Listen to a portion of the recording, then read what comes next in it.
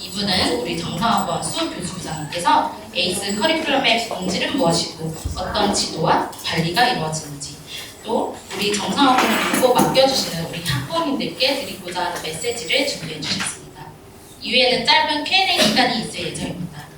자, 그러면 첫 번째 순서를 열어보도록 하겠습니다. 우리 최준 나이쌤 연구소장님을 큰 박수로 맞이해 주시길 바랍니다.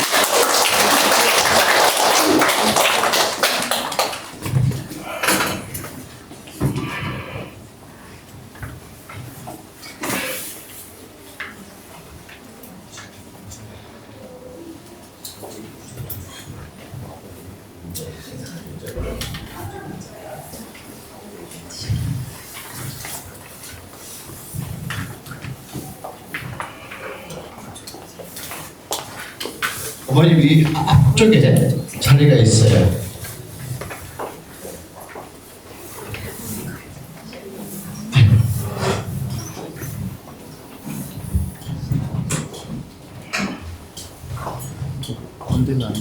먼저 오신 분들은 제 경력사항을 보셨을 거라고 생각합니다. 오늘 28 신교육 미래의 교육 차선이라는 내용으로 부모님들과 함께 얘기를 나눌 최준 나이쌤 영재소장 인사드리도록 하겠습니다.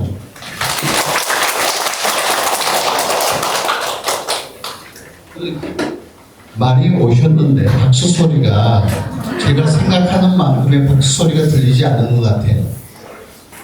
특목고를 대한민국에서 제일 많이 보낸 사람, 인서울을 1000명 넘게 보낸 사람 인사드리는데 그런데 관심이 없는가 봐요. 28 신교육 미래의 추월 차선이라는 내용으로 여러분들과 함께 시간을 함께 할 최준 인사드리겠습니다. 네, 감사합니다. 네. 미래의 추월 차선, 제가 이렇게 이름을 붙여봤습니다. 그런데 미래라는 단어 대신 교육이라는 단어를 한번 넣어보도록 하겠습니다. 교육의 추월 차선은 무엇일까요? 우리 부모님들께서는 정보를 정확하게 입수해서 학생들에게 전달할 것, 그리고 학생들은 시간을 효율적으로 이용할 수가 있고, 또한 자신에게 맞는 공부 방법을 찾아서 지속적으로 공부하는 것. 마지막 하나는 공부라고 하는 것은 우리 학생에게 한번 물어볼게요. 공부는 쉽니? 어려워요. 공부는 어렵대요. 어머님 공부 어려워요? 공부 진짜 어렵구나. 공부 어렵대요. 공부를 하다 보게 되면 우리가 슬럼프에 빠질 때도 있습니다. 슬럼프에 빠졌을 때 부모님과 학생 또 주위에 있는 선생님들이 함께 격려도 해주시고 용기도 불어넣어 주셔서 슬럼프를 슬기롭게 극복할 수 있도록 도와주는 것이 우리의 교육의 추월 차선이 아닌가 생각합니다. 기억하셨죠? 2가지 이상 답변을 주시는 분에게 스타벅스 커피 쿠폰을 제공하도록 하겠습니다. 아버님, 네. 제가 얘기했던 교육의 추월 차선 내용 중에서 2가지만 얘기했습니다. 2가지. 네. 어머님, 그러면 제 얘기가 아무런 또 기억하시는 분, 어머님.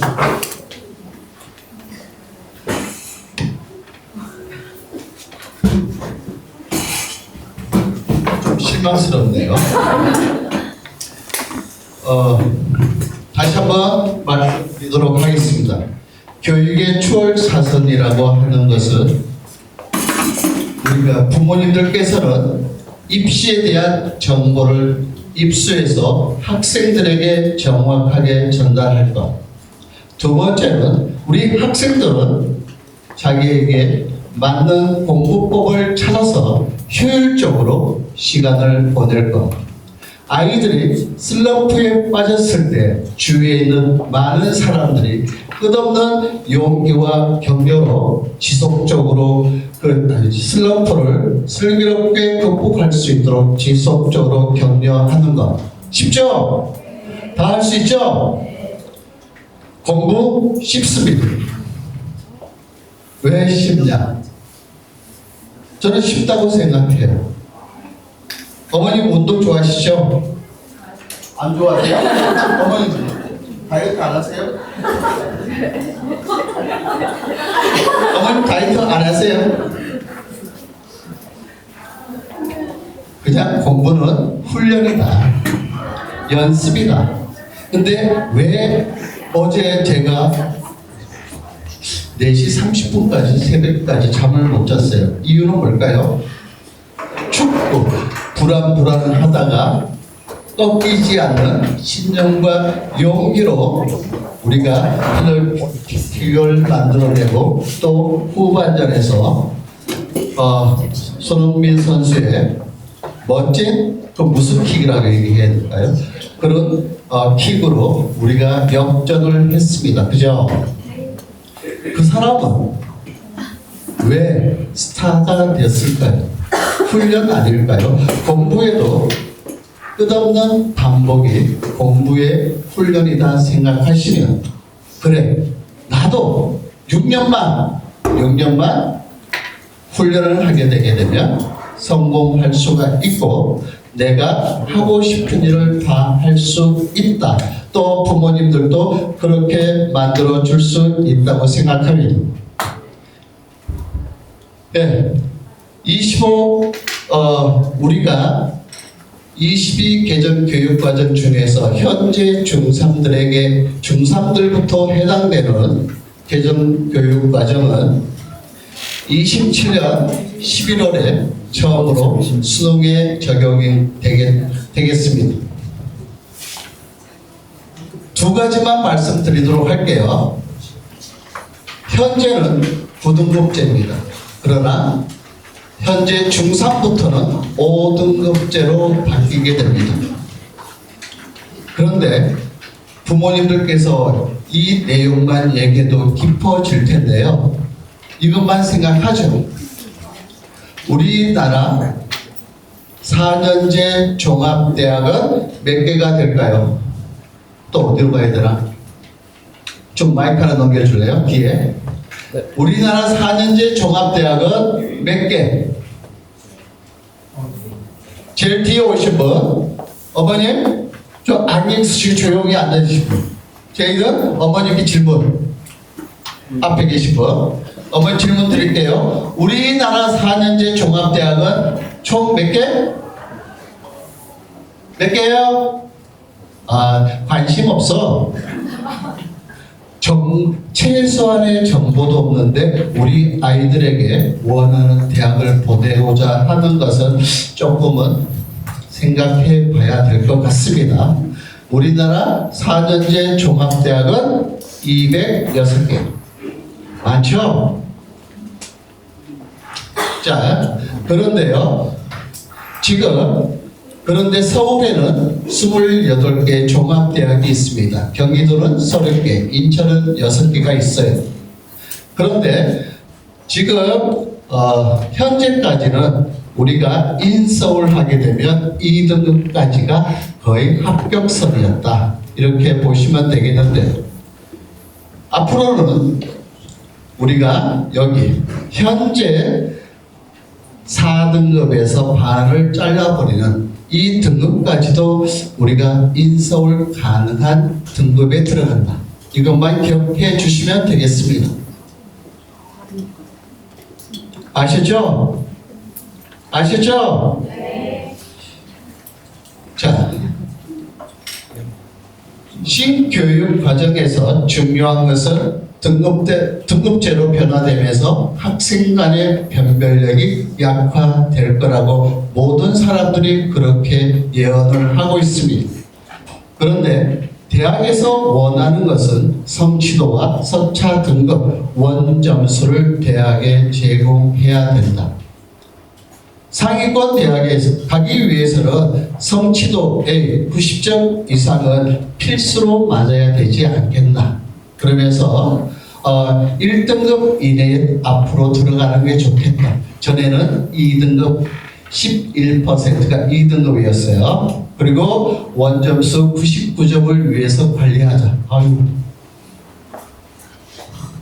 세 번째, 지필과 수행까지 관리해야 됩니다. 네 번째는 학업 역량이 중요하다고 얘기합니다. 제가 혹시 지금까지 들어오면서 이 선생은 또 무슨 얘기 할 것 같아? 예측할 수 있을까요? 성적 5등급제로 되면서 우리가 성적에 대한 믿음이 많이 약화됩니다. 그러면 무엇이 중요할까요? 히터 좀 꺼주세요. 뭐가 될까요? 학업 역량. 다 같이요. 뭐라고요? 학업 역량. 예, 학업 역량이라고 하는 것은 상위 교육기관에서 필요한 수학 능력이라고 얘기합니다. 그리고 우리가 고등학교 교육 과정에서 이수한 교과의 성취 수준과 학업 발전의 정도, 성취 수준과 학업 발전의 정도, 학업 발전의 정도라고 제가 얘기를 드립니다. 그런데 학업 역량에는 세 가지가 있다. 첫 번째 학업 성취도, 두 번째 학업 태도, 세 번째 탐구력이 있습니다. 탐구력 기억하십시오. 탐구력 메모 안 하시나요? 뒤에 나오겠지만 탐구력 기억을 해 주셔야만 된다.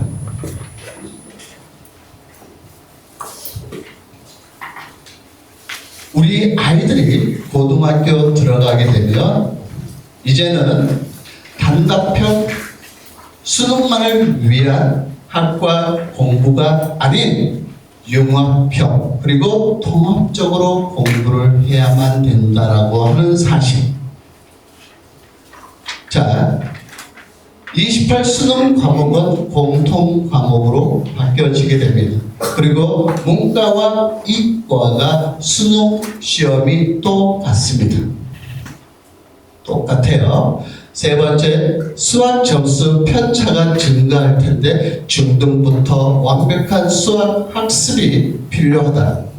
네 번째, 문과 이과에서는 이제는 사회 과학이 분류되는 것이 아니라 1학년 때부터 통합사회, 통합과학을 배우고 1학년 때 배웠던 통합사회와 통합과학이 수능에 본다. 2학년 때 3학년들은 배우지를 않아요. 그러면 통합사회와 통합과학을 관리하기 위해서는 2학년, 3학년 때 분기별로 복습할 훈련이, 연습이, 습관이 필요하다는 사실을 꼭 기억해 주시길 바랍니다. 자, 융합형. 저는 부모님들께 또 여기 우리 선생님들 계시지만 대한민국에 나만큼 특목고를 보낸 선생은 한 명도 없다. 단체들 여러 사람이 보낸 거죠. 그리고 인서울을 1000명 이상 보낸 사람은 찾기가 힘들 거다. 그러면 제가 특목고를 지도하면서요, 융합형, 통합형, 자, 공통 면접이라는 얘기를 들어보셨어요? 입시와 연결된 겁니다. 대입시와 공통 면접이라는 얘기 들어보셨나요? 들어보셨죠? 재시문 면접이라는 얘기 들어보셨죠? 구술 면접이라고 들어보셨죠? 자, 원래 제가 아이들을 작년에 23년도 특목고를 보내기 위해서 관리하는데 공통 면접에서 벌써 융합형으로 통합형으로 나오더라. 국어와 수학과 과학이 어울려서 인천 하늘고 공통 면접에 나왔습니다. 국어와 사회와 영어가 어울려서 공통 제시문으로 나왔습니다. 벌써 특목고에서는 융합형을 통합형 학습이 중요하다는 걸 인식하고 그렇게 출제하고 있다는 뜻이에요. 자, 간단하게 보게 되면 공통과목, 국어, 영어, 수학, 과학, 한국사, 그리고 공통사회, 공통사회와 공통과학을 얘기하고 있습니다. 우리가 생기부에서는 원점수와 성취도, 성차 등급까지 기재가 됩니다. 그리고 성취도별, 분포비율과 과목평균, 수강자 수를 생기부에 다 기재를 해서 상위 대학에 제출해야만 됩니다. 수능 과목에서 보게 되면 지금은 우리가 수능을 준비하기는 훨씬 쉬워졌다. 국어도 지금은 화법과 작문이 선택이 되는데 선택할 필요가 없어졌다. 수학도 문과 이과 구분해서 공부를 했는데 지금 앞으로는 그럴 필요가 없어졌다. 한국사와 영어는 현재와 똑같습니다. 그리고 의대를 가고 싶다면 또 우리나라에는 스카이 서성한 경중시외, 건동 홍수, 이화여자대학교와 숙명여자대학교 15개입니다. 탑 대학이라고 합니다. 그리고 포항 공대와 카이스트, 유니스트, 디지스트, 지스트를 우리는 합쳐서 대한민국의 탑 20개 대학이라고 부르고 있습니다. 의대를 보내고 싶거나 포항 공대를 비롯한 과기술원에 보내고 싶다고 한다면, 보내야 하겠다면, 학생들이 꼭 그런 대학에 가야 되겠다고 한다면 우리가 선택해서 심화 수학을 꼭 해주기를 바라겠습니다. 어디로 갈까요? 우리 부모님들 다 자제분들 대학교 보내실 거죠? 뒤에 분은 안 보내실 건가요? 다 보내실 거죠? 네. 자, 그러면 어느 대학을 보낼까요? 어느 대학을 어떻게 보내야 될까요? 이게 정부가 아니겠습니까? 그리고 어느 대학 어떻게 보내야 될까? 그러면 무엇을 파악을 해야 될까요? 우리 아이가 가고자 하는 대학과 우리 아이를 보내고 싶은 대학, 부모님과 학생이 일치되면 좋겠다. 그래야 다투지를 않잖아요. 그러면 최소한 우리나라에 206개의 종합대학이 있다고 했습니다. 그런데 지금은 10개 대학으로 압축을 시켜 줍시다. 학생과 학부모님 함께. 그리고 언제요? 고등학교 들어갔을 때는 5개 대학으로 우리는 압축하자. 원서는 몇 개를 쓸 수 있나요? 원서는 수시에서 6장, 정시에서 3장입니다.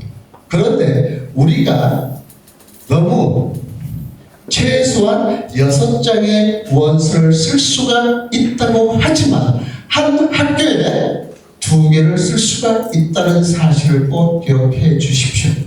그게 뭐냐? 교과와 학종이다. 다릅니다.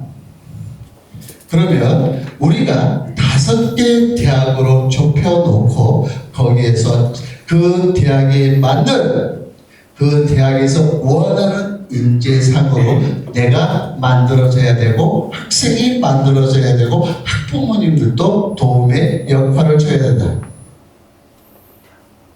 우리 아이들이 부모님들께서 야, 학원 보내는 거 왜 보내니? 대학교 보내기 위해서 보내겠지만 못하니까, 좀 아쉬운 게 있으니까 더 잘하기 위해서 학원에 보내지 않느냐.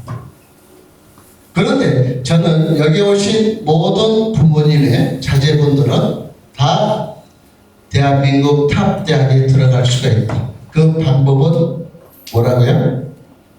방법은 학업 역량을 키우는 거. 공부를 잘하기 위해서 우리 뭘 해야 된다고 했지? 끝없이 훈련. 아주 쉬워. 슬럼프를 극복하는 건 뭐라고? 나와 부모님과 주위의 선생님들, 친구들과 함께 극복하는 거예요. 자, 꼭 기억합시다. 대한민국의 종합대학이 206개라고 제가 몇 번을 얘기를 하고 있습니다. 그런데 대부분의 우리가 20개 대학을 제외한 그 대학들은 이렇게 선발하고 있습니다. 학생부 교과가 45%, 학생부 종합이 28.2%, 정시가 18.7%, 이렇게 뽑고 있습니다. 선발하고 있습니다. 그런데 상위 대한민국의 스카이 서성한 경중시외, 그리고 건동홍수, 이화여자, 그 다음에 숙명여자 대학, 이런 상위 15개 대학에서 우리가 모집 비율을 보게 되면 학생부 종합전형이 28%였는데 여기에서는 33.6%로 뽑고 있습니다.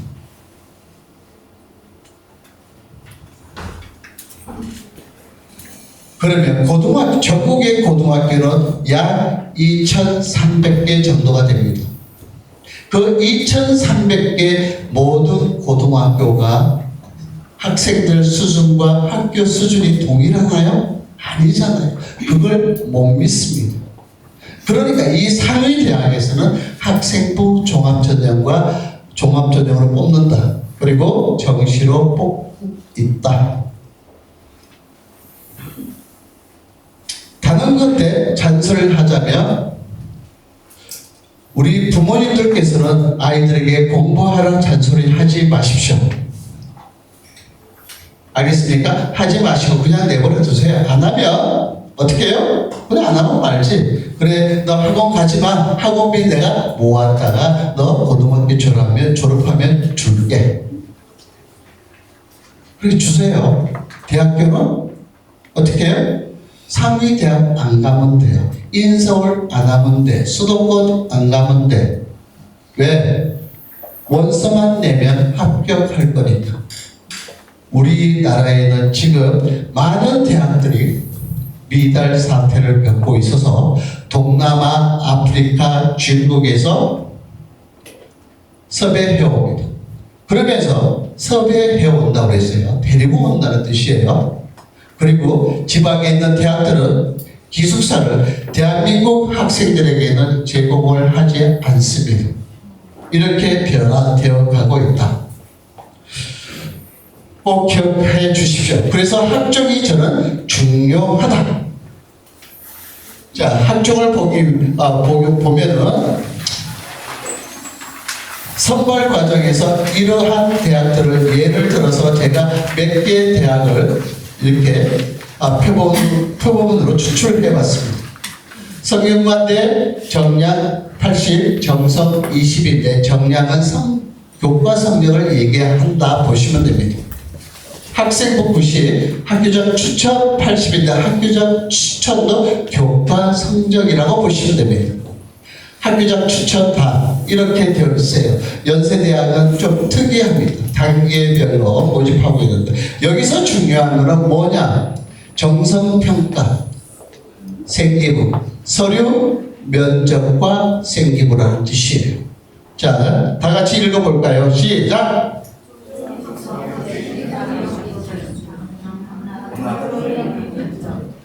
부모님들 아직 관심 없는가 봐요. 안 보여요? 다 같이 읽어볼까요? 시작! 학종에서 내신은 자격 기준이다. 당락은 서류 및 면접이다. 자, 우리가 선발 방식에서 보게 되면 수능은 교과 역량, 학생부 교과는 교과 성적, 학생부 종합에서는 어떻게 해요? 교과 역량. 뭐라고요? 교과 역량. 논술에서는 교과 역량, 논술 역량, 수능 최저. 재학생들에게는 논술을 절대 시키지 마시고 준비도 시키지 마시고 비싼 논술 학원에도 보내지 마라. 왜? 작년에 우리 매스컴 보셨죠? 성균관대에서 논술 전형으로 5명을 뽑는데 몇 명이 몰렸다고요? 몇 명 몰렸지? 아무도 아시는 분 없어요? 5명 뽑는데 몇 명이요? 3,000명이 몰렸대요. 600대 1. 경인에 300대 1. 가능할까요? 이거는 로또 당첨되는 것보다 더 힘들지 않겠습니까? 그 돈과 정성과 노력을 학종에 투입하도록 합시다. 자, 우리가 학종이라고 하는 것은 항상 서울대에서 발표를 하게 되면 서울대에서 하는 학종의 그 모집 단위를 또는 유형을 이런 명문대에서 따라서 합니다. 그런데 연세대, 경희대, 중앙대, 건국대, 홍대 이런 등등 명문 사립대에서 연합으로 학업 역량과 진로 역량, 공동체 역량으로 뽑고 있다.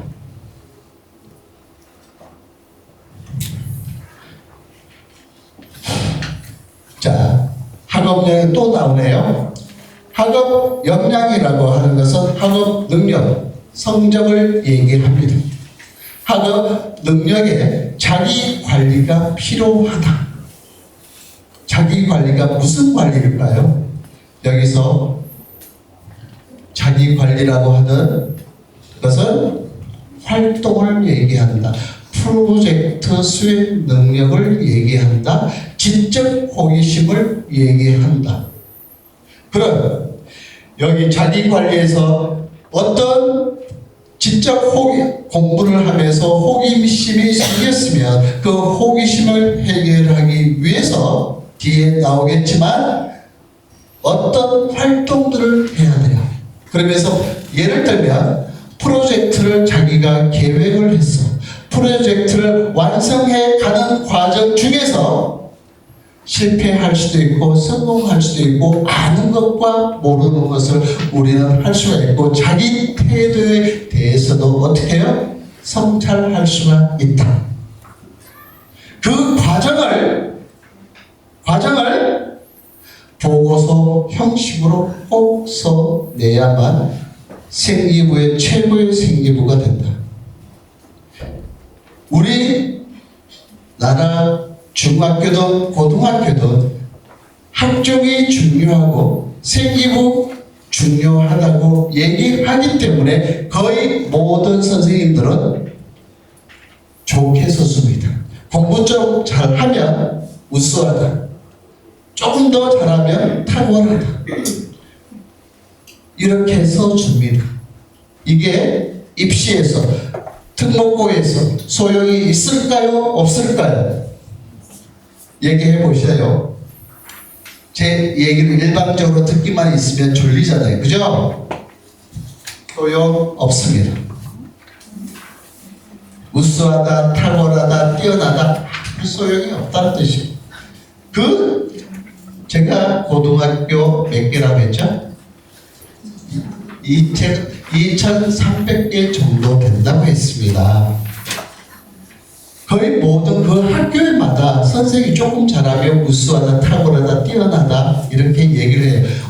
미래의 발전 가능성이 높다. 부모님들은 학생들은 그거만 보면 얼마나 좋아하는지 몰라. 우리 아이가 이렇게 뛰어나고 내가 이렇게 뛰어난가 보다. 거의 모든 학교에서 그렇게 조금 5등 안에 드는, 반에서 5등 안에 드는 애들에게 써주는 생기부 내용입니다. 그런데 거기에서 조금 공부를 못해도 뭐가 필요하다? 프로젝트를 수행해 가는 과정을 보고서로 써서 선생님께 제출해야 된다. 구체적인 활동이 있어야 된다는 뜻이에요. 말로만 내가 이렇게 해서 이렇게 알았다. 어느 누구도 인정하지 않습니다. 내가 인식하고 내가 깨닫고 그 깨달은 것을 내가 내 것으로 만들기 위해서 미래에 내가 원하는 직종과 직업을 위해서 대학을 위해서 내가 이런 활동을 하고 했다는 것을 구체적으로 명시해야만 됩니다. 자, 학업 역량 훈련하기 위해서는 제일 중요한 부분이기 때문에 제가 이 부분만 발표를 했습니다. 수업 시간에 우리가 궁금한 게 생겼어요. 궁금한 것을 우리는 보통 아이들이라고 한다면 이렇게 하게 선생님 저 몰라요. 그게 무슨 뜻이에요? 저 질문할게요. 제가 수학을 설명할 때 이렇게 얘기를 했습니다. 오셨던 분 계시죠? 또 침묵을 지키지 마시고 제가 뭐라고 얘기를 했나요? 뭐 하는 학생이 중요하다? 뭐라고요? 질문을 잘하는 학생이 질문을 잘하는 학생. 시작! 질문을 잘하는 학생. 질문을 잘하는 학생으로 만들어야 된다고 얘기를 했어요. 그냥 선생님 이거 뭐예요? 저 모르겠는데 무슨 그런 거는 생기부에 선생님 수행평가 점수에 고득점 점수를 아니다라고 하는 거예요. 점수가 거의 없다라는 거예요. 그러면 내가 학과에서 공부를 하면서 궁금증이 생겼어요. 그러면 궁금증이 생겼으면 내가 선생님께 물어보기 전에 어떻게 해야 된다? 연관된 독서를 하자. 그리고 독서 속에서 내가 어떤 것을 조금 인식하고 깨달았다고 한다면 방과 후 학교 활동과 연계시키자. 그리고 반드시 탐구 보고서를 쓰자. 전에는 탐구 보고서를 뭐라고 했다? 논문, 소논문이라고 얘기를 했어요. 누구 아저씨 때문에 그 논문이라고 소논문이라는 이름을 제외하도록 했습니다. 또 수업 중에 궁금증이 생겼으면 수행평가를 내가 깊이 있으면서 단지 선생님이 해오라는 그 이상을 우리는 하자. 학과 공부와 연관시켜서. 그래서 그것을 어디에다 연결시킨다? 자율활동. 그리고 그 자율활동하면서 또 의심이 생기게 되면 심층 독서, 쉬마 독서를 하자. 그래서 그것이 어디로 연결시켜? 진로와 내 미래와 연결시키자. 우리 학생들이 있지만 학생들이 앞으로 꿈이 어떻게 변화될지 몰라요. 중학교, 고등학교 때는 참 많은 꿈을 꿔야 되잖아요. 그 많은 꿈 중에서 대부분의 80% 이상의 학생들은 대학교 선택을 할 때 뭘로 선택한다? 성적으로 가게 되겠죠. 그런데 끝까지 내 성적을 무시하고 꿋꿋하게 이러한 활동을 해서 보고서를 선생님께 제출하게 된다면 입시에서 훌륭한 성과를 거둘 수가 있다. 5등급제에서 4등급만 되어도 서울대 갈 수가 있다. 안 믿으시네? 갔어요. 9등급제에서 6등급이 서울대를 갔어요. 어떻게? 제가 알고 있기로는 횡성에 있는 친구인데요. 어떻게 해요? 얘는 공부를 시골에 있으면 공부를 못했어. 뭐 때문에? 늘 나비와 놀았어. 곤충과 놀았어. 그걸 일지로 썼어요. 그걸로 서울대 갔습니다. 거의 8등급이에요. 왜? 발전 가능성을 보잖아요. 그리고 제가 작년에 특목고를 하면서 이렇게 얘기를 했어요. 생기를 쫙 봤어요. 포스코를 가고 싶대. 그런데 아니에요, 어머니. 제가 깊이 있게 얘기를 하고 나서 얘는 과거에 합격할 수 있다. 성적 신경 쓰지 마라. 내가 보내준다. 그 학생이 우리 맘 앞에 올라져 있는 박정환이라는 학생입니다. 왜? 메추리를 인공 부화시켜서 그 일지를 100일 동안 일지를 썼어요. 학생들이, 그런 학생들이 얼마나 있겠습니까? 없잖아요. 그러면 공부를 좀 못해도 탐구 활동을 시켜주셔야 된다라고 하는 거. 그리고 반드시 뭘 해야 된다고요? 보고서 선생님께 제출하죠. 좀 빠르게 넘어가도록 하겠습니다. 초등학교 때 100으로 환산했을 때 초등학교 공부량 이렇게만 해도 공부를 잘하는 학생이었어요. 그런데 탑 대학, 특히 서울대를 가기 위해서는 하루에 공부를 몇 시간 해야 된다? 16시간 이상을 해야만 서울대나 의대를 갈 수가 있대요. 물론 학교 공부, 학원 공부와 합쳐서 이겠지만.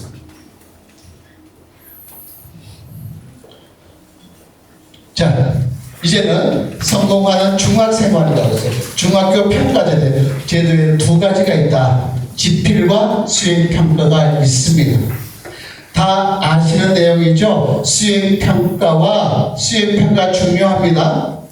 수행평가가 어디에? 특목고를 원하는 학생들은 수행평가 점수를 깎이면 특목고를 갈 확률이 낮아진다라고 하는 거 꼭 기억을 해주시고 부모님들 한번 읽어봐 주시길 바랍니다. 특목고 준비생들은 1학년, 중학교 1학년 수행평가가 중요하다. 이 수행평가를 토대로 해서 어떻게 해요? 담당 선생님들이 세부 능력 및 특기사항 그리고 행동 특성 종합 의견을 기록하게 되는데 특목고를 원하는 학생들은 중3 때는 세특이 들어가지 않습니다. 그런데 1학년 때는 꼭 들어간다. 그걸 모르셨죠? 관리 안 하셨죠? 자, 다 보시면 아실 거고요. 수행평가에서는 논술, 구술, 실기, 발표, 보고서 다 이런 것들이 있습니다. 수행평가와 지필평가를 비교해 보게 되면 평가 비율은 수행평가는 40점, 40%, 지필평가 60%가 합산이 되어서 점수로 환산이 됩니다. 물론 중간 기말고사 합산해서 100분의 1로 나눠지겠지만 그리고 평가 방법에서는 논술형, 서술형, 말하기, 보고서, 실기 평가는 은비체와 가정, 과학에만 해당이 되고요. 평가 시기는 학습 활동의 모든 과정이 평가 다르다라고 하는 거. 그래서 우리 아이들이요 참 수업 시간에 조금씩 쉬고 싶은데도 요새는 큰일 나요. 특목고를 원한다고 하는 학생들에게 정말 큰일 납니다. 그 선생님들도 인간인지라 아이들이 수업 태도가 좋고 학습력이 좀 좋아도 특이한 점을 찾아서 메모해 주게 됩니다. 이해하셨나요? 공부를 좀 못해도 수업 참여도가 높은 학생들, 이쁨 받는 학생들에게 그 학생의 그냥 우수하다, 탁월하다가 아니라 뭐가 있다? 예의가 바르면서 어떤 활동이 미래에는 이런 학생으로 성장할 수 있을 것 같다고 기재를 해줘요. 기억하셨죠? 자, 여기까지가 제가 준비된 시간이 여기까지 해서 이상 마치도록 하고요. 2부 끝나면 제가 질문을 받도록 하겠습니다. 이상 최준이었습니다.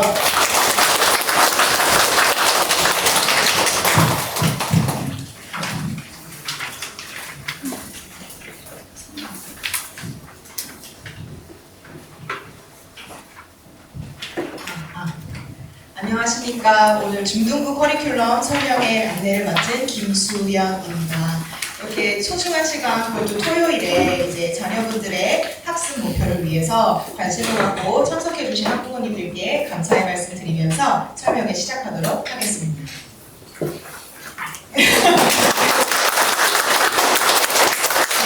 중등부 에이스 커리큘럼은 다음과 같은 두 가지 키워드로 요약해 볼 수 있겠습니다. 성과와 활용입니다. 성과 말 그대로 학생들이 시험에서 높은 성적을 내기 위해서 열심히 훈련받는 수업이라고 생각하시면 되겠습니다.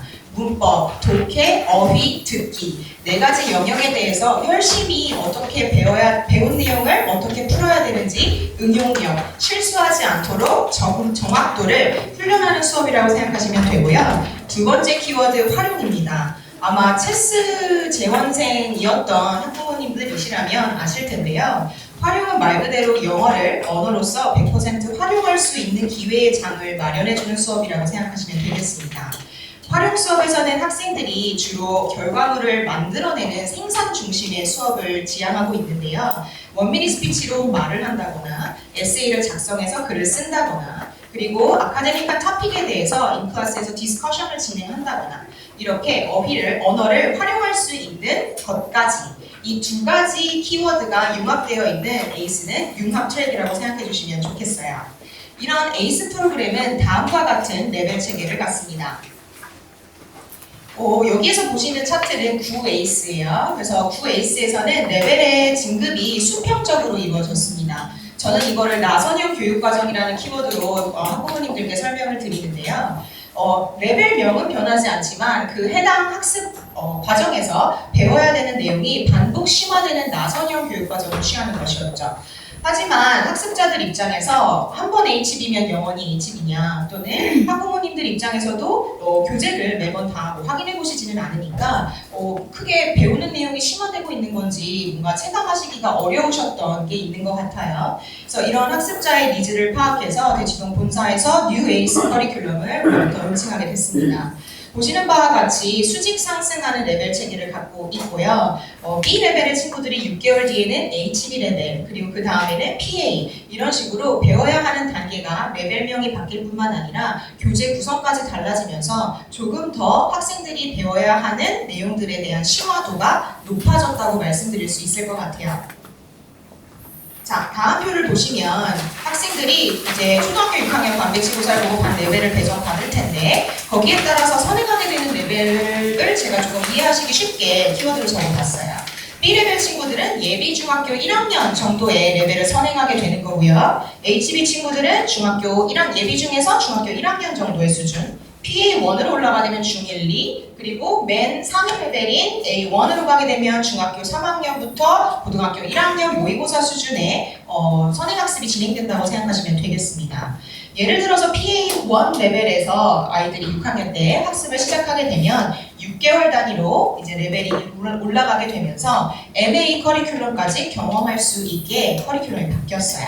그래서 다음에는 학기별로 학생들이 성취해야 되는 목표입니다. 초등학교 6학년 친구들, 예비중학교 친구들 같은 경우에는 최상위 레벨인 A2 반을 제외하고는 내신 문법 독해 모의고사를 보게 됩니다. 3개월간 배웠던 문법 내용, 그리고 독해 내용을 얼마나 장기 기억으로 자기 기억으로 소화를 했는지, 그리고 그걸 문제에 어떻게 적용해서 수능형 또는 내신형 문제를 풀어낼 수 있는지를 3개월 단위로 평가하고 있죠. 그리고 중학교 1학년으로 올라가면서부터는 고등학교 1학년 모의고사를 보면서 학생들이 레벨에 따라 다르지만 등급 목표를 차등적으로 성취하기 위해서 3개월 단위로 모의고사의 훈련 데이터를 쌓기 시작합니다. 종국에 중3학년으로 올라가게 되면 모든 레벨의 학생들이 고등학교 모의고사를 경험하게 되고요. HM 최고 레벨 친구들은 고등학교 3학년 모의고사에 1등급을 목표로 하여 중학교 3년간 고등학교 학습에 대한 준비가 완료된 채로 고등학교에 투입될 수 있게 하는 것이 저희의 목표입니다. 자, 그러면 정상어학원이니까 당연히 커리큘럼 탄탄하겠지, 레벨 체계 그렇겠지.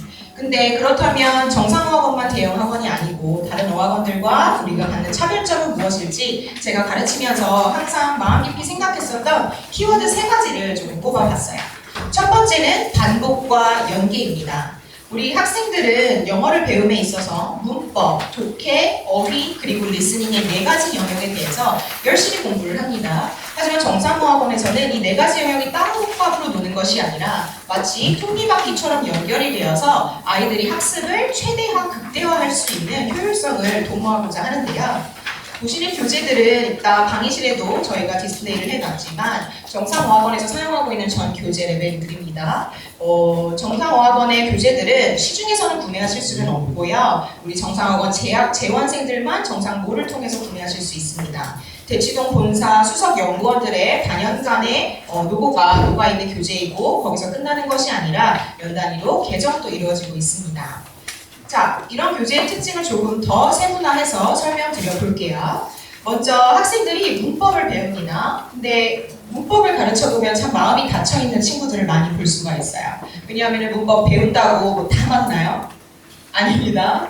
또 이해했다고 생각하는 틀리는 게 또 한두 개씩 나와요.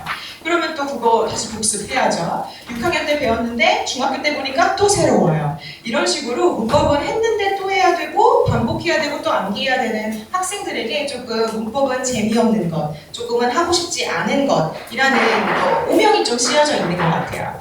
근데 만약에 한 번 배울 때 최대한 본인 것으로 소화할 수 있도록 장기 기억으로 우리가 넘길 수 있도록 만들어준다면 학생들의 그런 거부감 조금 줄일 수 있다고 생각합니다. 이렇게 문법을 배운 내용들이 독해 교재에도 연계가 되고요. 독해에서 끝나지 않고 문법 포인트가 포함되어 있는 리스닝 다이얼로그까지 노출이 되면서 학생들은 문법을 기계적으로 외우는 것이 아니라 텍스트상에서 또는 대화상에서 어떻게 쓰여지는지까지 자연스럽게 노출이 되고 있어요. 여기서는 어휘입니다. 아이들은 어휘 빼놓을 수 없겠죠. 근데 100개, 200개씩 리스트를 쫙 뽑고 그걸 달달달달달 기계마냥 외우는 것이 아니라 이 나왔던 외워서 시험 본 단어들이 문법, 독해, 그리고 리스닝, 듣기까지 각각의 영역에서 계속 반복 노출되면서 학생들에게 최대한 많은 반복을 시켜주고 있어요.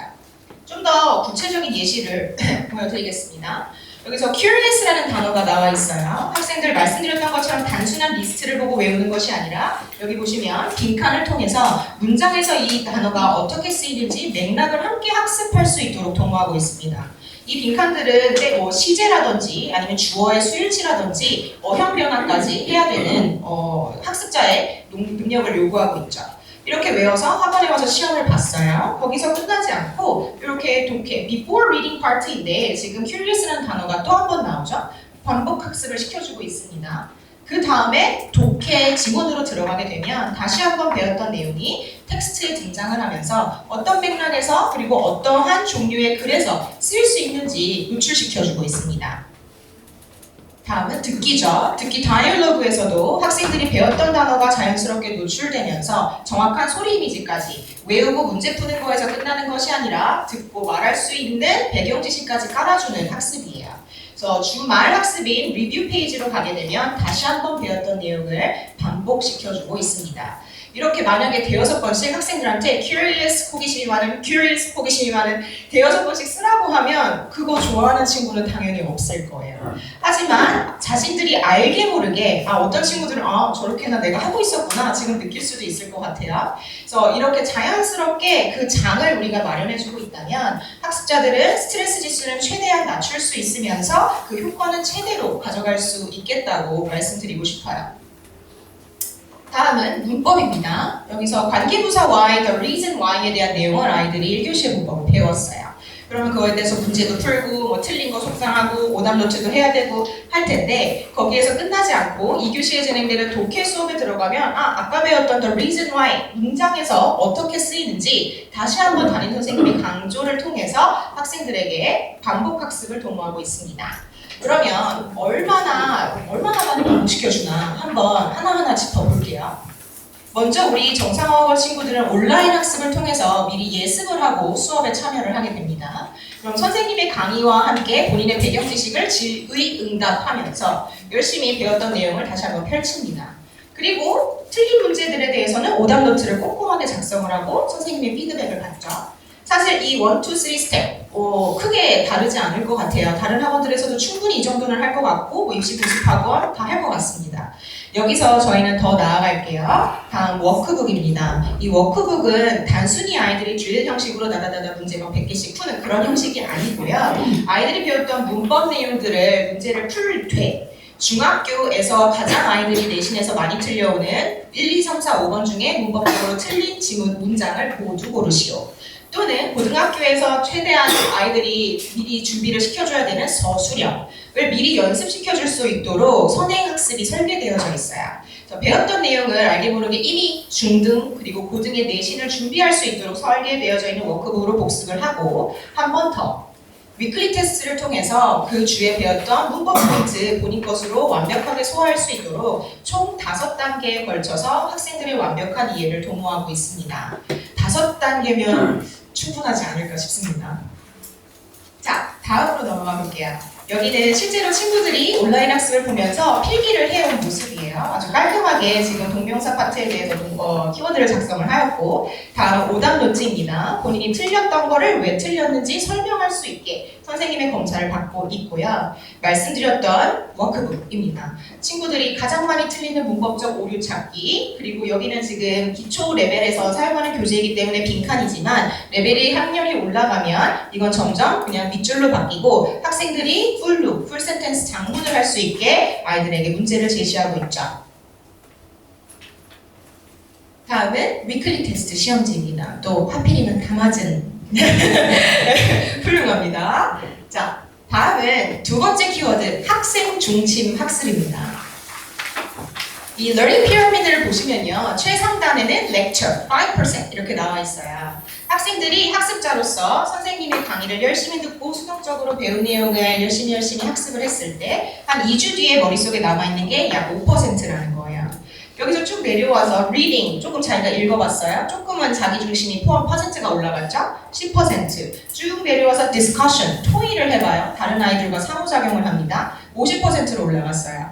가장 아래에 있는 teach others, 다른 일을 가르쳐봤을 때 가져갈 수 있는 학습 성과가 가장 높다는 거 이미 예측하실 수 있겠지만 이렇게 수치상으로도 나와 있습니다. 학부모님들께서도 다 한 번쯤은 들어보셨고 어쩔 말씀도 해보셨을 수 있을 것 같아요.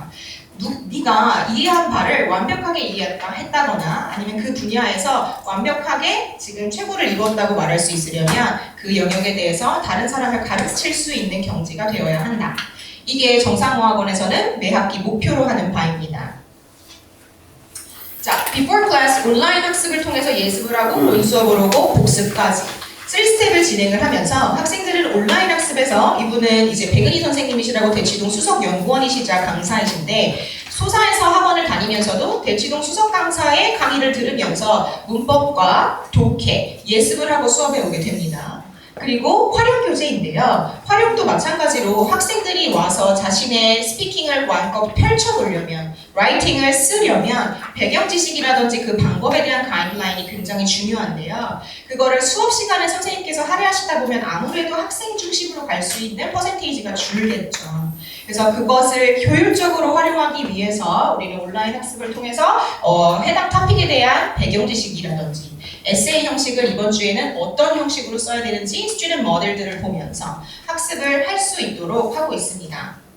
이제 활용 드림트리 그리고 문법 드림트리, 구문 드림트리인데요.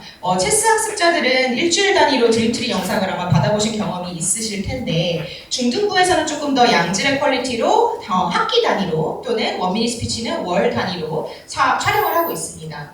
학생들은 배웠던 내용들에 대해서 문법적인 비문 또는 구문에 있는 오류를 찾아서 강의자가 되어서 뭔가 렉처를 스스로 할 수 있는 영상을 학기마다 촬영해서 제출을 하고 있어요. 자, 우리 어쩌면 익숙하신 모습들이 보일 수도 있을 것 같은데 우리 소사문화 친구들의 훌륭한 학기말 보고입니다. 그래서 그냥 배운 내용을 보고 시험을 치고 성적 95점 나왔네 아니면 조금 이번엔 떨어져서 80점 나왔네 에서 끝나는 것이 아니라 본인이 배웠던 내용을 자기 중심으로 자기화해서 발표까지 할 수 있는 게 한 학기의 목표인 것이죠. 이 부분이 분명한 차별점이라고 말씀드릴 수 있겠습니다. 자, 그렇다면 마지막 키워드 내신과 수능의 완성. 오케이, 알겠어. 이렇게 좋고 탄탄한 커리큘럼을 배웠을 때 그래서 결국 대한민국에서 대학을 보낼 계획이시라면 내신과 수능 결코 무시할 수 없는 큰 비중을 차지하는 키워드기에 저희가 버릴 수 없을 텐데요. 과연 내신 만들어줄 수 있는지, 그래서 수능 결과 나올 수 있는지 보여드리겠습니다. 중등 내신 경향은 뭐 지역에 따라서 큰 편차 없이 비슷합니다. 기본적으로 교과서를 가져가고요. 학교 이제 영어 선생님이 만드시는 프린트, 그리고 외부 지문들 정도에서 얼마나 정확도 응용력 있게 실수하지 않고 문제 풀 수 있는지를 물어보죠. 절대평가로 바뀌게 되면서 친구들이 많이 하는 말이 내가 90점을 받아서 A등급이던 100점을 받아서 A등급이던 내가 별 차이가 없는데 선생님 내신 이 지지난 싸움 나 열심히 하고 싶지 않다 라는 말을 학생들이 왕왕 있습니다. 근데 제가 그때마다 하는 말은 너는 지금 중학교 2학년 중간고사를 100점 맞는 게 목표가 아니라 고등학교에 올라가서 결국 치러야 할 수능 수준의 내신과 지문을 돌파할 수 있는 힘을 지금부터 기르는 훈련을 들어가는 것이다 라는 말을 해요. 이거는 그냥 진짜 아이들을 그 순간 이끌어가려고 하는 말이 아니라 정말입니다. 신나게 중학교 2, 3학년 또는 1, 2, 3학년 내내 A등급 잘 받았어요. 근데 고등학교 올라가서 갑자기 70점, 60 또는 50까지 본 적 있습니다. 완벽하게 해당 범위를 자신의 것으로 소화하는 훈련이 계속해서 반복적으로 중학교 시절에 이루어지지 않으면 그런 케이스가 발생할 수 있다는 거예요. 자, 우리 소사분원 근처에 근방에 있는 중학교의 내신 동향을 한번 정리해 봤습니다. 일신중, 교과서 범위 이외에 외부 지문 다양하게 반영. 자, 고난이도 어법 문제까지 출제, 난이도 상입니다. 항동중, 교과서 범위 이외의 외부 지문 다양하게 반영하고 있고요. 독해력 요구하고 있습니다. 난이도 중상. 역곡중, 교과서 범위 이외의 외부 질문 일부 반영, 고난이도 어법 문제 출제, 난이도 중상. 범박중, 범위 이외의 외부 지문 일부 반영, 서술형 문제가 까다롭게 나오는 편입니다. 난이도 상승하고 있는 중이고요. 옥길중, 교과서 범위 내에서 출제하면서 난이도 평이한 편입니다. 소사중도 마찬가지예요. 자, 이렇게 소사분원에서는 아이들의 근방 중학교 내신 동향에 대해서 정확히 파악을 하고 있고 이에 따라서 전략적으로 3주 또는 4주간의 내신 집중 기간을 걸치게 됩니다. 이 기간 동안에는 학생들이 온라인 학습 마찬가지로 진행이 되고요. 왜냐하면 한 반에 모든 학교가 다 같이 모여 있는 게 아니잖아요. 그렇기 때문에 선생님께서 이제 숙제를 할당하실 때 학생들의 학교에 맞는 범위를 골라서 온라인 숙제를 제출하실 수가 있어요. 그리고 아이들은 이제 학교에 따라서 내신 담임 선생님들과 함께 이제 3, 4주간의 하드 트레이닝을 시작하게 되죠. 자, 담임 선생님의 1대1 밀착 관리입니다. 그러면 한 선생님께서 뭐 한 반에 8명, 10명 뭐 이렇게 있어요. 그러면은 내신 꼼꼼하게 진행이 돼야 되는데 케어가 가능하실지 조금 걱정이 되신다. 차트를 봐주세요. 한 선생님께서 이제 여기서 김정상 학생이지만 밑에 여러 명이 쭉 있겠죠. 이 한 학생마다 그 범위 내에서 체크해야 되는 리스트들이 있습니다. 이것보다 더 하시는 분은 있으면 있지 이것보다 덜 하시는 분은 없다고 장담 드릴 수 있어요. 그래서 모든 학생들이 그 범위 내에서의 모든 체크리스트를 완수하고 넘어갈 수 있도록 개별 1대1 밀착 관리가 들어가고 있기 때문에 그런 걱정은 조금은 미뤄두셔도 괜찮겠다 말씀드리고 싶고요. 이렇게 했을 때 소사분원에서 그럼 진짜 성과 어떻게 나왔나? 다음과 같습니다. 중학교 2학년 1학기 기말 처음 본 시험인데 91.3점. 상당히 고무적인 결과예요. 아이들이 열심히 배웠지만 시험을 또 실제로 투입해보면 또 다르거든요. 근데 모든 친구들이 거의 200명 이상 되는 친구들이 이 정도 평균 나왔다? 아주 우수한 성적이죠. 그리고 92.4점, 중학교 3학년 올라가서도 92.8, 91.5 A등급 밑으로 내려가는 경우가 없는 평균 수치가 나오고 있습니다. 자, 그럼 다음 이제 수능입니다. 그래, 내신 오케이. 그러면은 수능은 또 다른 어나더 레벨인데 그것까지는 어떻게 되는가 보여드릴게요. 이미 다들 알고 계시겠지만 수능은 인문, 사회, 자연 등 굉장히 다양한 분야에서 학술적인 내용들을 물어보고 있어요. 그걸 영어로 돌파해내야겠죠. 이런 수능 지문들을 학생들이 소화해내고 고득점을 하기 위해서는 가장 중요한 거는 첫 번째로 유형 파악입니다. 학생들이 어떠한 19번, 20번에서 화자의 감정선을 물어본다거나 아니면은 30번 이후부터는 빈칸을 추론해야 한다거나 마지막에 나오는 장문 독해라거나 이렇게 시험의 구성을 이제 저 선생님들은 아시죠? 그거를 계속 풀어봤으니까.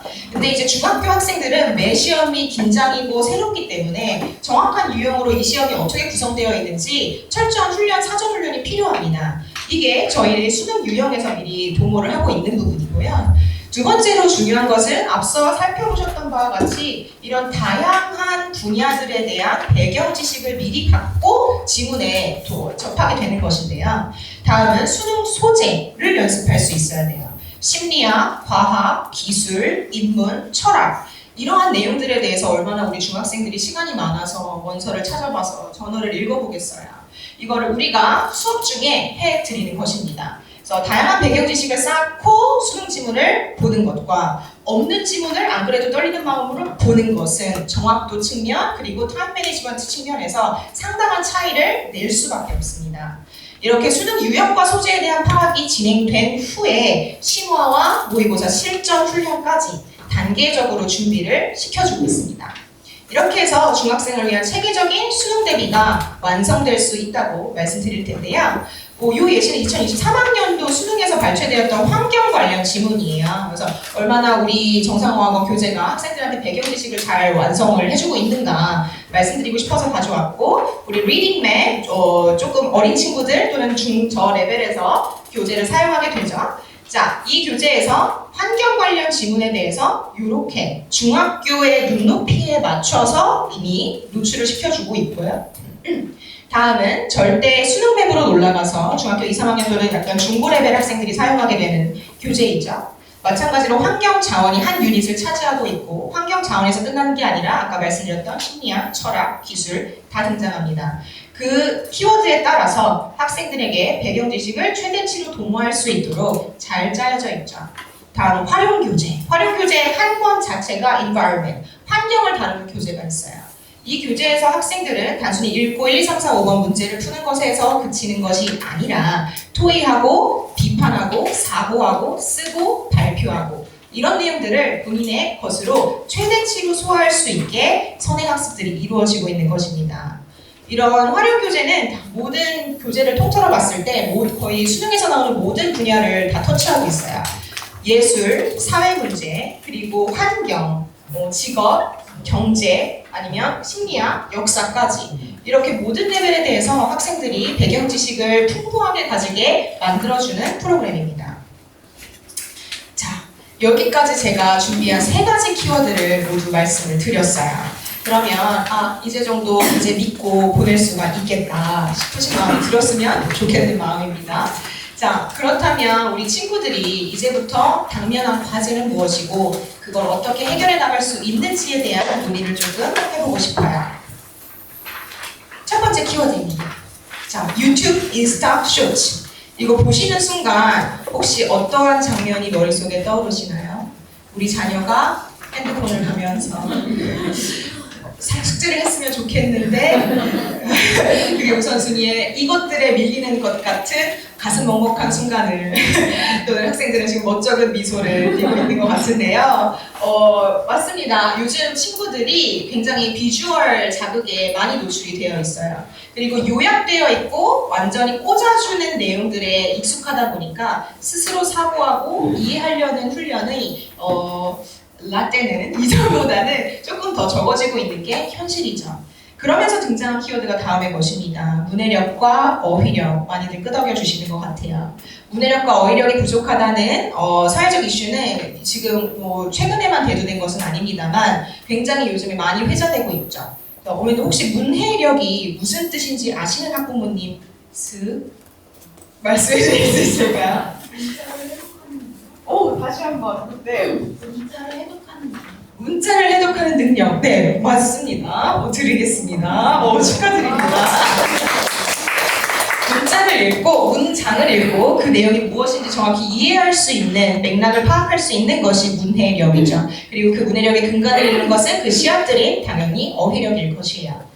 자, 다음의 자료는 제가 하나는 사람인 우리 친구들이 이제 나중에 대학을 졸업하고 취직을 하려면 아마 만나게 될 사이트인데요. 사람인에서 발표한 자료이고요. 이전 세대보다 국어 능력이 부족하다고 느끼는 응답자들의 응답 수치가 56.5%입니다. 그리고 지학사 우리 출판사죠. 여기에서 조사한 바도 학부모님들께서 응답하신 대답이에요. 우리 자녀의 어휘력이 부족하다고 생각한다에 동의하신 경우가 45%에 해당합니다. 이렇게 비단 그냥 그렇다더라 하는 한간에 떠도는 소문이 아니라 실제로 사실을 우리 모두가 피부로 느끼고 있는 문제이죠. 자, 여기도 친구들이 대답을 할 거예요. 우리 친구들이 문해력이 부족하다고 느끼는 사례가 굉장히 높은 수치를 차지하고 있고, 여기 하나의 재밌는 예시로 제가 가지고 왔는데, 심심한 사과는 매우 깊고 간절한 사과를 의미한다 라는 것에서 우리 학부모님들은 끄덕끄덕 이게 뭐 크게 어려운 것이 아니지 라고 생각을 하실 수 있겠지만, 실제로 우리 친구들 이 중에서 이게 심심한 사과를 뜻하는 것이 아니라고 응답한 비율이 45%인 거예요.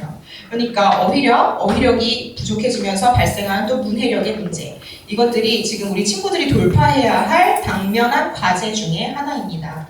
그러다 보니까 이제 영어를, 그러면 한국말도 문해력과 어휘력이 지금 부족한 상황에서, 그리고 사고하는 거가 익숙하지 않은 상황에서 우리 친구들은 수능 1등급을 지금 목표로 하고 있는데, 수능 1등급 자체는 문턱이 또 굉장히 좁아졌습니다.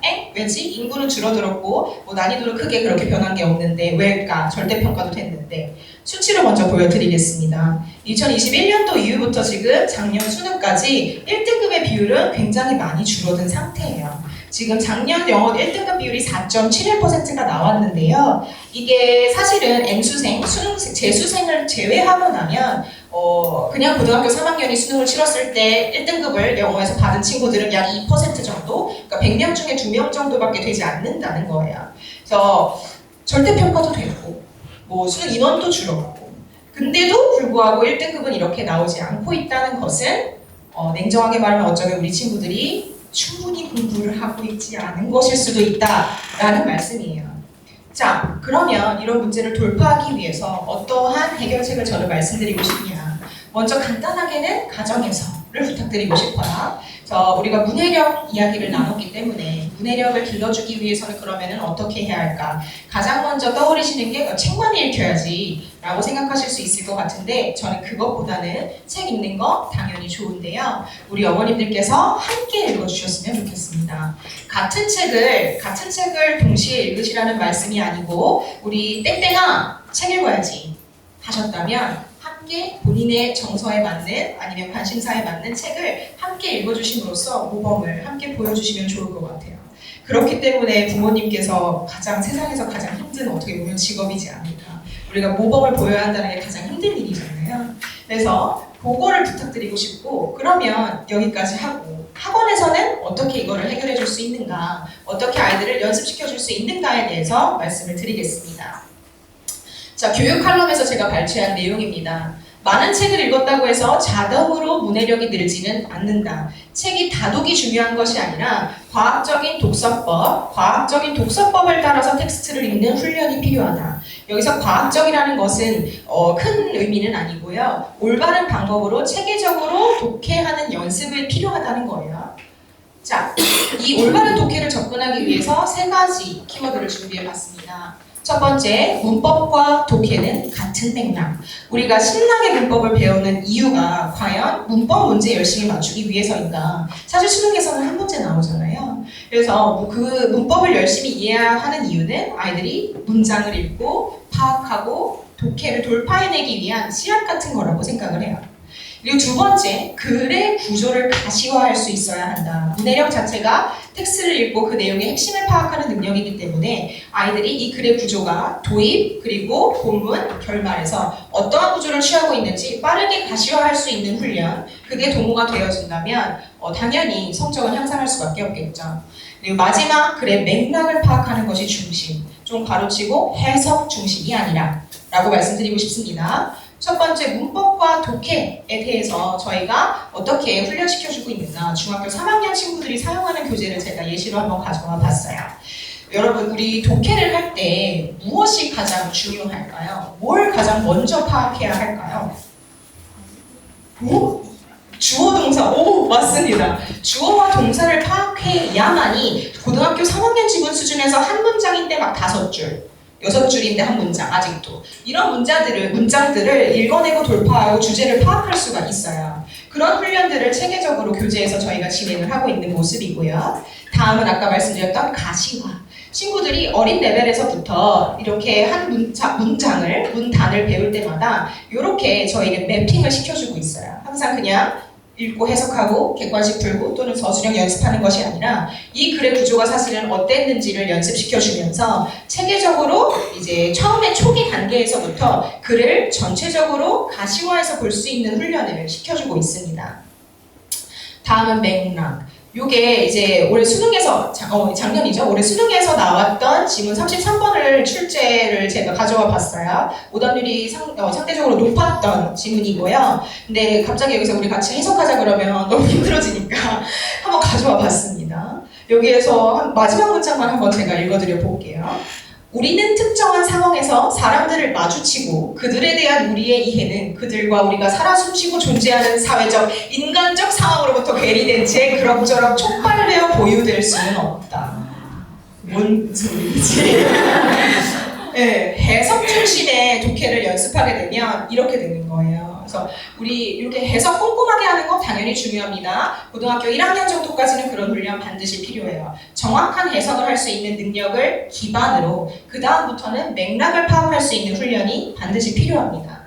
여기에서는 이렇게 사실 이 어려운 그 문장들 다 필요 없고 사실 핵심 맥락만 파악하면 사람의 감정을 우리가 판단하기 위해서는 그 표정만이 아니라 그 주어진 그때의 당시 상황이 중요하다. 라는 그 맥락만 하면 되는데 뭐 그럭저럭 촉발되어 보여드려질 수는 없다.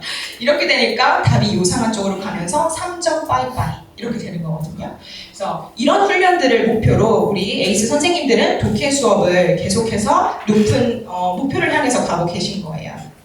자, 이렇게 1, 2, 3학년 열심히 훈련된 친구들의 학업 성취도를 한번 예시로 3명만 추려봤어요. 비단 이 친구들만 잘하는 애만 뽑아왔겠지 이게 아니고요. 우리 저기 엘리베이터 앞쪽에 보시면 명예의 전당에 수많은 친구들이 우수한 성취도를 내고 있다는 걸 아실 텐데요. 보시면 모의고사가 진한색 컬러예요. 지금 60점대에서 퍼스트 텀을 시작했어요. 아시는 분들은 아시겠지만 첫 모의고사에서 1일 모의고사에서 60점 나오면 굉장히 상위권 학생입니다. 잘하는 친구들이 60점대에서 시작을 해요. 쭉쭉쭉 올라갔죠? 쭉쭉쭉. 이 친구들이 내신은 그러면은 또 수능만 열심히 하느라 좀 이렇게 뒤안전 되느냐? 아니죠? 쭉쭉쭉 때에 따라서 뭐 하나씩 실수해올 수는 있겠지만 굉장히 우수한 성적 꾸준히 처음부터 끝까지 유지하고 있습니다. 중등부 또는 고등부에서는 성과로 말씀드리는 게 가장 정확할 것 같아요. 자, 이제 마지막 단계에 왔습니다. 학부모님과 그리고 우리 학생들에게 이 지신한 마라톤을 시작하는 과정에서 어떠한 마음으로 함께 했으면 좋겠는지 조금 열심히 가르치는 입장에서 준비해봤는데요. 여기 빈칸 혹시 3글자인데 추측해 보실 수 있는 분 계실까요? 3글자입니다. 정보력? 그럼 조금 더 제가 이렇게 줄여드릴게요. 우리 자녀들의 나이대를 한번 생각해 주십시오. 중고등. 사춘기 누구시죠? 제가 준비한 키워드는 사실 청소년이기는 한데요. 더 좋은 키워드를 주신 것 같습니다. 우리 청소년 학부모님의 숙제, 그리고 청소년 학생들의 숙제는 무엇일까요? 먼저 학부모님께 드리고 싶은 말씀입니다. 이제 끝나가니까 분위기 좀 풀자고. 일관성? 그런 거 나한테 기대하지 마. 이렇게 우리 박명수 분이 말해주고 있는데, 우리 부모님께는 이게 아니라 이 반대로 일관성을 유지해 주십사 부탁드리고 싶습니다. 어떤 친구가 80점 맞아오다가 70점 받았어요. 그러면은 이제 못했으니까 조금 이야기를 나눠봐야겠죠. 그리고 다시 80점이 돌아왔을 때 이제 학부모님들은 별다른 피드백이 없으십니다. 하던 거 했으니까. 근데 우리 친구들 입장에서는 한번 조금 삐끗했을 때 조금 안 좋은 피드백을 받아요. 또는 어떤 친구들이 60점 받았다가 70점 받았어요. 그거 봐, 하면 되잖아. 근데 다시 60점을 받았을 때 이제 돌아오는 피드백은 또 다시 부정적인 거예요. 이렇게 우리 친구들은 아직 가치관 형성이 되어 있지 않기 때문에 부모님의 일관적인 피드백을 받음으로써 굉장한 신뢰감과 자아 효능감을 기를 수 있습니다. 아버님과 어머님께서 이제 상의하셔서 어떠한 기준점을 정확히 정해주시고 그거에 도달했을 때의 아낌없는 칭찬과 사랑, 그리고 그거에 미치지 못했을 때는 어떤 부분이 지금 잘못되고 있는지 건설적인 대화를 통해서 학생들에게 더 나아갈 수 있는 장기적인 레이스를 꾸준히 포기하지 않고 갈 수 있는 힘을 길러주셨으면 좋겠어요. 두 번째는 이제 간섭이라는 조금 부정적인 단어를 가져왔는데 우리 친구들이 이제 청소년, 사춘기에 접어들면서 학부모님의 간섭이나 관심이 조금 관섭처럼 느껴지는 경우들을 조금 상처가 되는 순간들을 조금 한 번씩은 다 겪어보셨을 것 같아요. 그래서 요거는 크게 문제는 아니지만 아주 사소한 변화로서 해결하실 수가 있다고 생각을 합니다. 말투, 성적 나왔어? 가져와봐, 좀 보자. 보다는 선생님께 전화 받았어. 이번에 좀 어땠어? 한번 엄마도 궁금한데 이야기 또는 아빠도 궁금한데 이야기 나눠볼까? 라는 접근. 우리 친구들 입장에서는 그러면은 이제 어떻게 학부모님과 소통을 해나가야 하는가. 공유입니다. 제가 어떤 키워드가 웃음을 드릴 수 있을지 공유를 좀 공부를 해봤는데 이게 결국 됐고요. 우리 친구들은 이렇게 생각하셔야 돼요. 어떤 기업에서도 성인이 되어서 여러분이 어떤 투자를 받기 위해서는 쉽지 않습니다. 보고서 제출하셔야 되고 어떤 성취를 낼 수 있는지 증명하셔야 되고 그 과정은 굉장히 힘든데 지금 부모님들 무조건이라는 말이 얼마나 힘든 말인지 여러분 모르죠. 조건 없이 여러분들에게 투자해주고 계십니다. 그렇다면 응당 부모님들께서는 여러분의 성장 과정, 그 성취도에서 아셔야 할 자격이 완전히 있고요. 그리고 이 부분을 학부모님께 먼저 질문을 받음으로써 그거를 간섭이라고 느끼면 스트레스 받지 말고 본인이 먼저 이번에 내가 성적이 이렇게 나왔는데 지난번보다 이 부분은 내가 잘했다. 또는 이번에는 내가 솔직히 조금 소홀해서 못했으나 다음에 조금 노력해 보겠다. 이렇게 먼저 다가가서 공유를 해 주신다면 그거에 대해서 부정적인 피드백을 해주시는 학부모님은 없을 거라고 생각을 해요. 정말. 그래서 어렵겠지만 여러분들이 먼저 공유하는 자세 굉장히 필요합니다. 두 번째는 슬럼프예요. 건물주로 태어나지 않은 이상 공부해야 돼. 해야 돼. 건물주도 공부해야 돼요, 여러분. 자, 근데 이 슬럼프라는 말이 많은 친구들이 겪고 어떻게 보면 이 말 뒤에 숨어서 쉬고 싶을지도 몰라요. 왜냐하면은 학년에 따라서는 지금 앞으로 6년간 또 앞으로 2, 3년간 지지난 싸움이 시작이 됐는데 이 과정에서 여러분들이 계속 반복해야 되는 일들이 즐겁지만은 않죠. 그렇기 때문에 내가 이 정도 했으면 좀 잠깐 쉬어도 되는 거 아닌가 라고 생각하는 시기에서 슬럼프가 오는데요. 저는 가히 말씀드리고 싶은 것은 그렇게 숨는 순간 다시 돌아오는 길은 더 힘들 것이다 라고 말씀드리고 싶어요. 우리 김연아 선수가 이제 스트레칭을 하고 있는데 이제 선수도 이제 대회에 나가기 전에 어떤 한 인터뷰어가 물어봅니다. 스트레칭 하면서 무슨 생각하세요? 그랬더니 피식 웃은 김연아 당시 선수가 생각을 하긴 무슨 생각을 해. 그냥 하는 거지 라는 얘기를 합니다. 그래서 친구들이 슬럼프가 왔다, 조금 힘들다, 잠깐 놓고 싶다 할 때요, 놓지 마시고 그런 마음 드는데요. 그래도 힘들다 하면서 뭔가 본인이 해야 될 걸 하면서 말씀하세요. 할 걸 하면서 그 과정에서 도움을 요청하세요. 하면서 너무 힘들다고 포기하지 마시고 여러분의 선생님 그리고 학부모님 그 누구보다 여러분들의 성장을 응원하고 지지하는 사람들입니다. 여러분들이 미성년인 이유는 성년이 아닌 아직 완성되지 않은 상태예요. 완성을 향해 가는 단계는 힘들고 고통스럽고 고민이 많을 수밖에 없습니다. 그 과정에서 본인이 혼자 해결하려고 하다가 슬럼프에 빠져서 되돌아가는 선택을 하지 마시고 선생님과 학부모님과 함께 열심히 공유하면서 아름다운 여러분의 성인이 될 그 모습을 그리면서 나아가시기를 기도합니다. 제가 준비한 내용은 여기까지입니다. 감사합니다.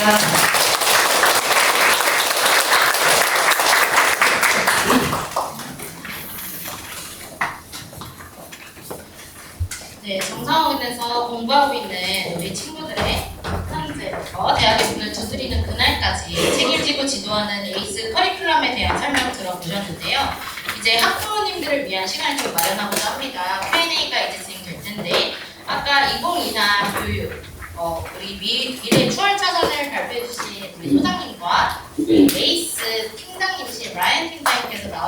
여러분들 질문 답변해 주실 예정입니다.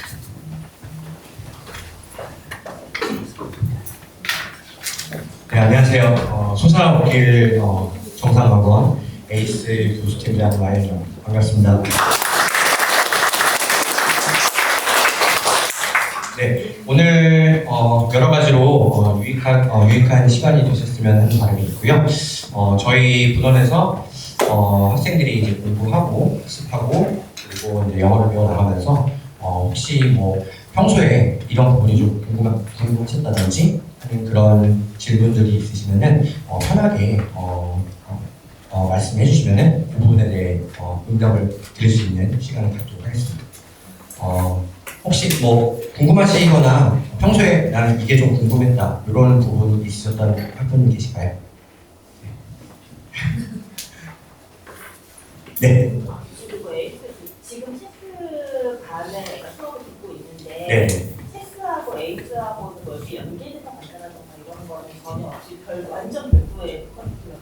체스랑 에이스는 조금 그 색깔이 좀 조금 다르다고 보시면 될 것 같아요. 체스 같은 경우에는 말 그대로 이제 스피킹과 라이팅, 어떤 좀 100% 영어 수업적인 그런 환경을 조성을 해가지고 학생들의 어떤 말하기라든지 뭐 라이팅이라든지 또는 이제 스토리북을 통해서 이제 리딩이라든지 이런 부분들을 좀 다양하게 진행을 하는데 중등부 같은 경우에는 저희가 좀 성과 쪽에 성과랑 활용을 저희가 이제 진행을 하지만은 어떤 이제 앞으로 이제 중학교 이제 들어가서 이제 중학교 수준의 이제 공부를 국가에서 진행을 하기 위해 필요한 문법이라든지 독해라든지 아까 조사님께서 말씀해주셨던 뭐 듣기나 어휘 이런 부분들의 성과적인 부분이 조금 더 크게 포션이 잡혀서 그 부분을 좀 진행을 위주로 좀 진행을 하는 부분이 있습니다. 그래서 일단 체스 때는 약간 이렇게 좀 액티비티라든지 뭐 좀 편하게 이렇게 조금 진행을 하는 부분이 있다면은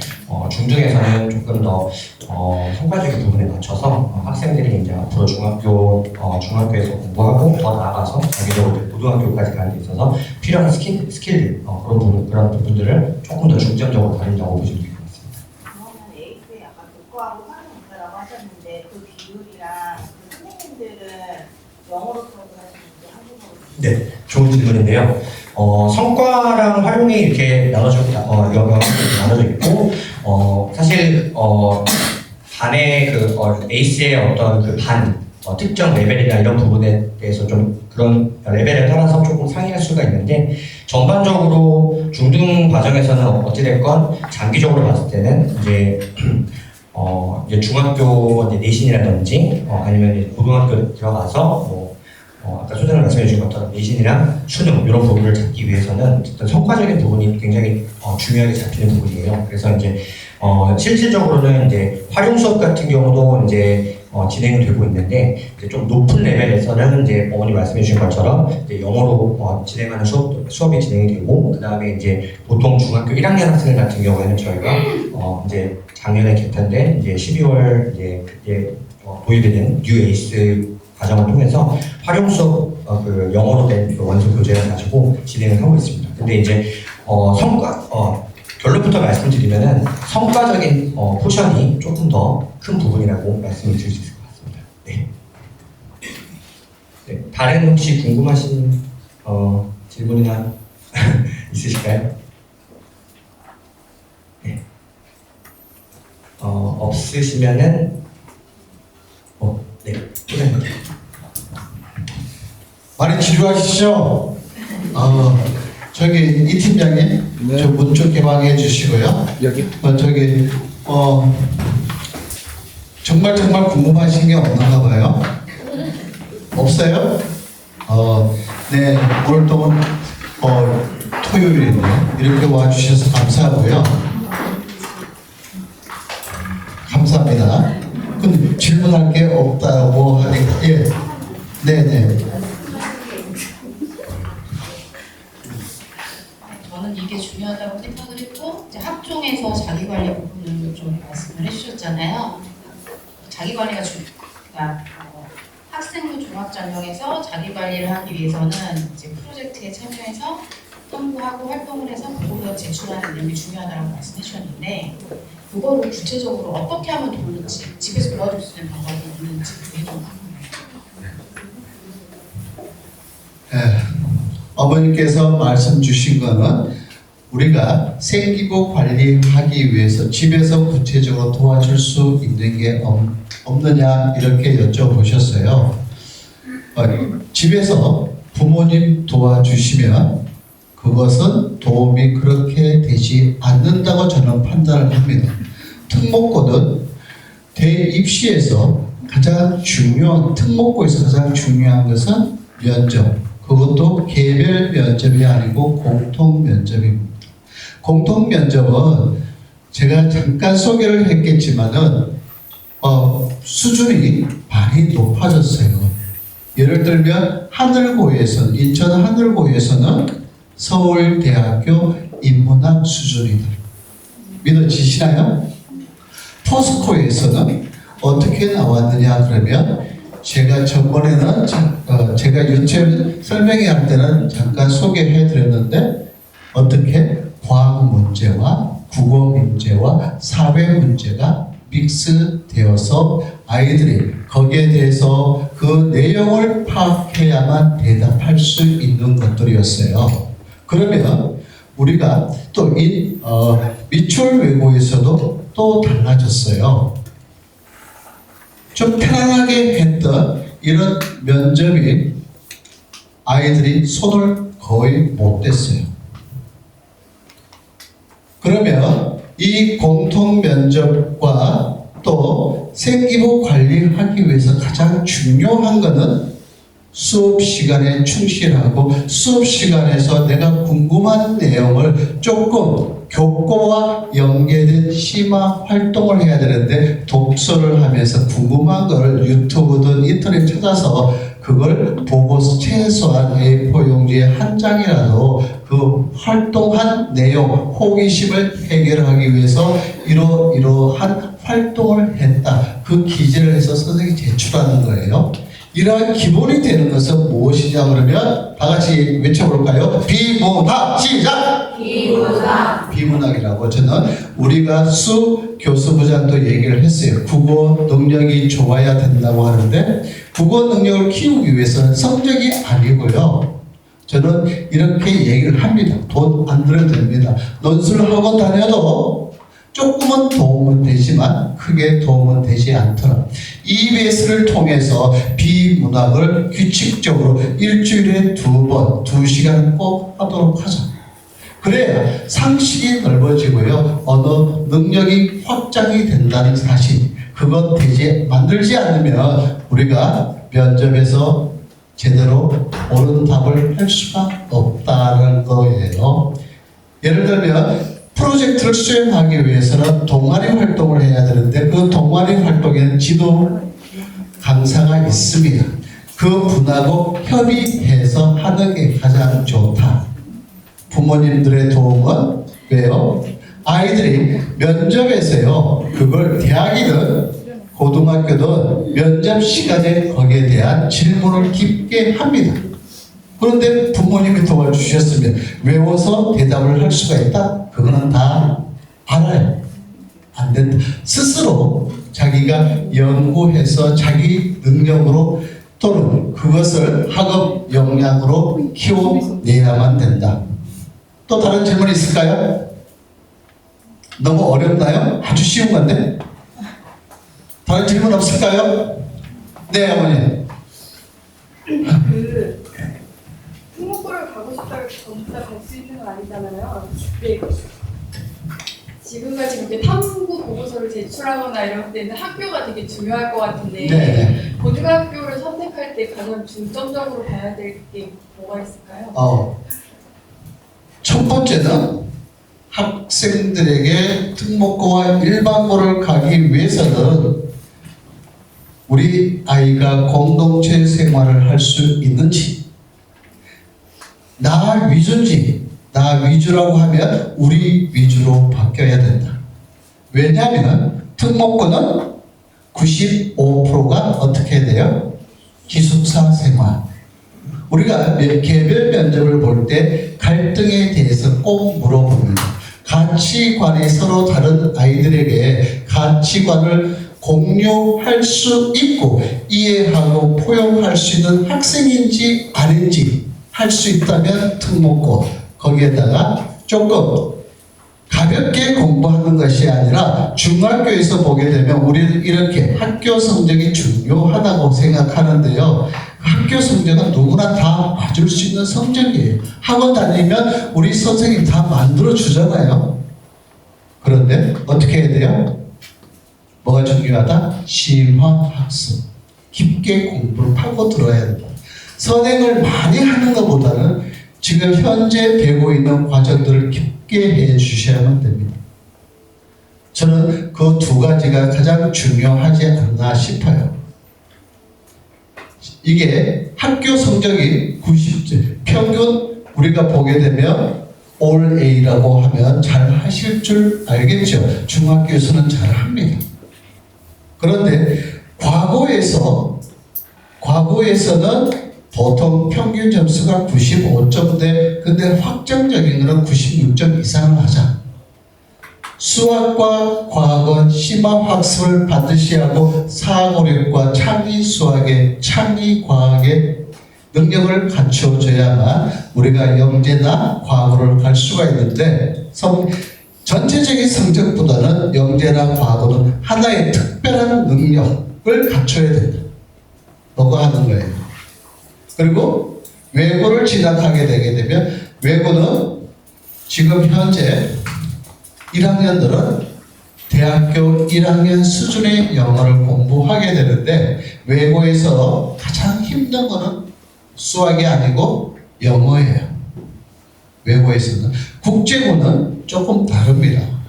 우리가 4년제 대학 또는 명문대학을 가기 위해서는 외고보다는 국제고와 서울에 있는 빼고요. 대원 이걸 빼고 명덕 이걸 빼고 나서는 대체적으로 국제고등학교가 조금 입결이 더 낮습니다.